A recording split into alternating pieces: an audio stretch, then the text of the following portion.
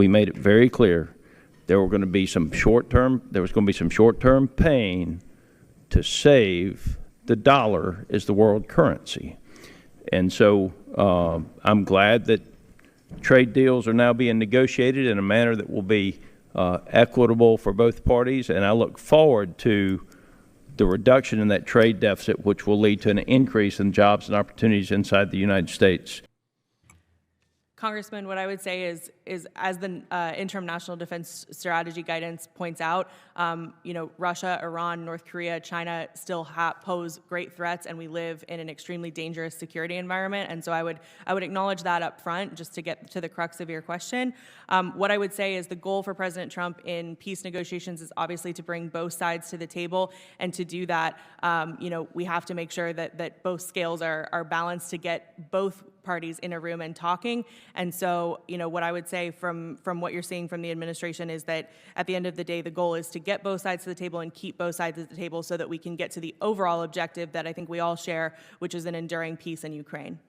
And I'll share with you just for a moment that it hurt my heart to watch the national evening news last night and see a Chinese humanitarian emergency response team celebrated as they pulled survivors out of the earthquake rubble in Myanmar. It did not hurt my heart that there are Chinese nationals providing emergency relief, but it hurt my heart that exactly those people who are the very best in the world at responding to humanitarian crises, exactly those people had just received termination letters, and their work with USAID had just been suspended.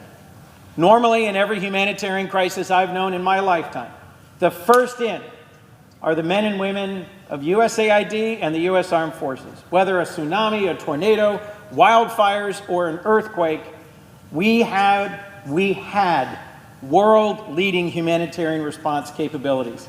And I think it is a tragedy that we have not.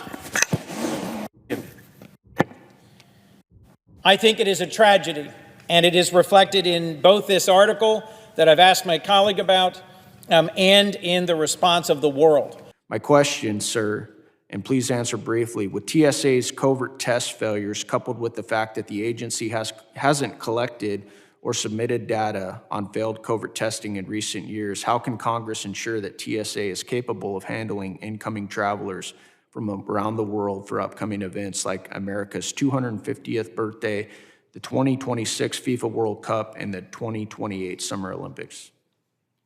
Thank you, Congressman. TSA's success is critical to all travelers. Travelers need confidence in their safety, in their security, or else they're simply not going to travel. So we share your concern with anything that would suggest that the process is anything but as safe and secure as it could be. Campaigned with President Trump all over the country for years now.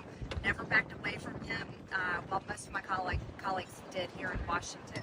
The agenda the American people voted for is the #1 issue. You and I know that Lent is a time to go deeper. It always is. Well, Lent is timely right now. If there was ever a time to go deeper, now is the time.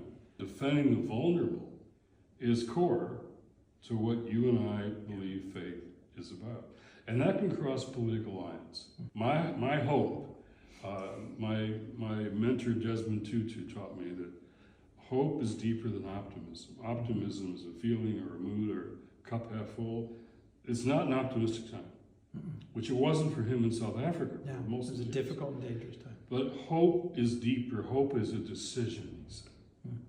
It's a choice you make. Because of this thing that we call faith.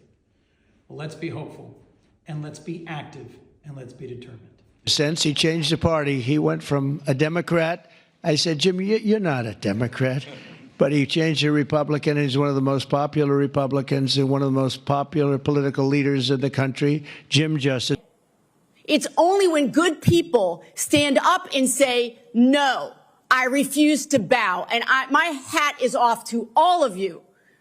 You are showing courage that so many people in this moment are not. My question is, what or who is preventing your office from installing the plaque as directed by law, honoring the men and women that protected us from a violent, angry, racist mob? When making modifications on the House side of campus or on the House side of the Capitol building, past practice is that for modifications are directed by the office of the Speaker. Has anybody instructed you in writing to make these modifications, or this is something that you took up on your own? We have not received final instructions to install the plaque. You have not received instructions 2 years later to install the plaque. And who would instruct you to do that? Mr. Esbial, again, the past practice is that for any modifications would come from the office of the Speaker.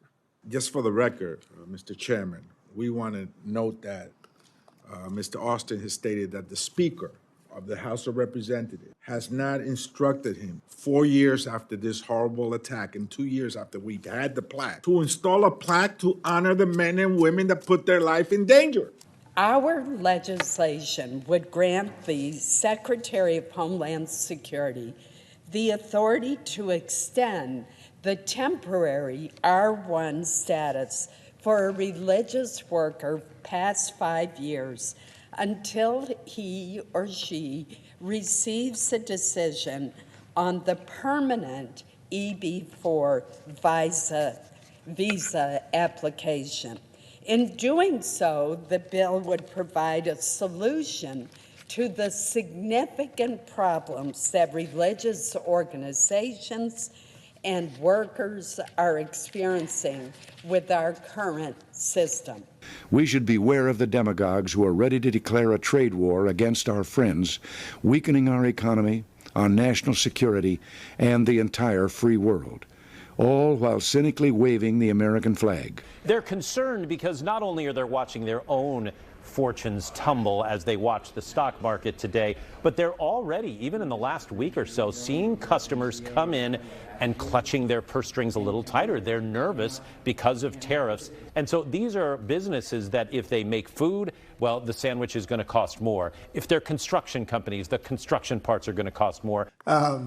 So in this op-ed, he mentioned what you had alluded to with Ranking Member Waters, that his research was cited as a basis for some of the Trump tariffs, and he was very clear that that's actually a misapplication of his research, but that as he looked at the impact of tariffs back in the last round of Trump tariffs, to what degree producers raised their price in response to tariffs, he found that for every $1 increase in tariffs, producers raised their price by about 95 cents. Mr. President, you're wrong.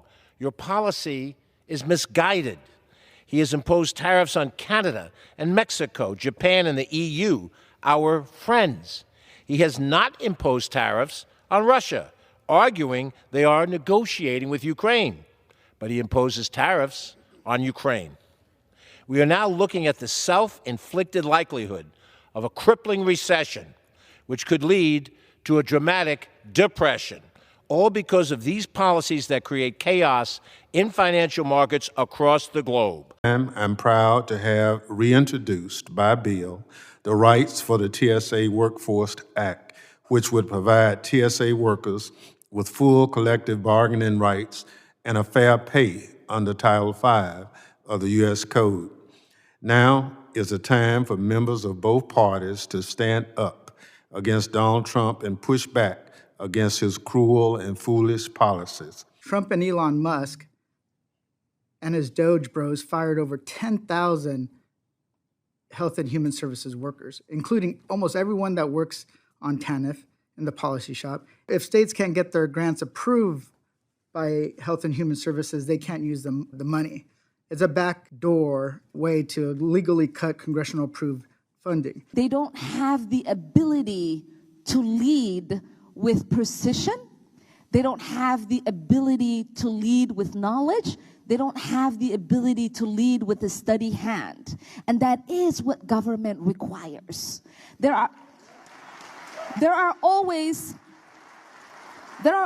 opportunities for people to come together to say, you know, this program is not working in the way that it needs to. Right? We balanced the budget in the State House when I was there. Right? Our mayor knows he balances the budget. Everybody knows that there is a way to work to make sure the budget is working the way that it's supposed to and to find ways to make things more efficient. But coming in and turning things off because they sound funny to you, and then recognizing, no, this is a life-saving program and being, oops, Like, that's not a way to run things. Mr. Chairman, when we got together, when we opened up the session 3 months ago in the committee, I asked you about all of the bipartisan initiatives that came out of this committee that didn't cross the finish line at the end of the year, what you expected, what you intended. This was, for those of you who do not know what happened at the end of the year, Elon Musk worked with Speaker Johnson to kill the package of bipartisan initiatives that would cut costs and improve people's lives and improve their health. They killed it, Elon Musk said, because the bill had too many pages.